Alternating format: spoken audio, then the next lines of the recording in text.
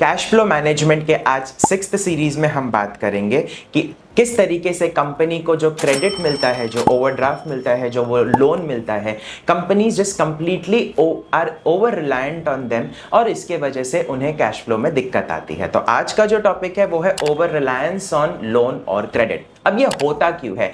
जब हम हमारे कैश फ्लो को अच्छे से प्लानिंग नहीं करते हैं, इसके वजह से हम लोन पे डिपेंडेंट हो जाते हैं और जब हमारे पास लोन आता है तो जो हमारे अनप्लान्ड खर्चे होते हैं हम सारे लोन के पैसे को हम यूज करना स्टार्ट कर देते हैं। फॉर एग्जाम्पल, अगर हमने कैश बफर नहीं रखा है इमरजेंसी के लिए, हमारे कोई अचानक से कोई रिपेयर्स एंड मेंटेनेंस का कोई खर्चा आ गया, सडनली हम हमारा एक्सपेंशन करना चाहते हैं, ग्रोथ करना चाहते हैं उसी लोन और क्रेडिट के पैसों के वजह से। अब इससे होता क्या है? We end up paying high interest cost, we end up facing financial risk और ये भी हो सकता है कि जो हमारा कंपनी का जो डेट टू इक्विटी रेशियो है वो इंपैक्ट हो सकता है इन अ वेरी नेगेटिव मैनर। तो हमें करना क्या चाहिए? लोन पहले तो हमें कंपनी को खुद का रिजर्व्स क्रिएट करने का कोशिश करना चाहिए। Always company should first focus on create their own internal reserves, right. और सेकंड चीज है ये है कि जब भी आप बाहर फंडिंग के लिए जाते हैं, डेट फंडिंग के लिए जाते हैं, तो ऑलवेज सी टू इट कि that you see to it कि दैट डेट इक्विटी रेशियो हमारा मेंटेन रहे। So for more such updates do follow us. Thank you.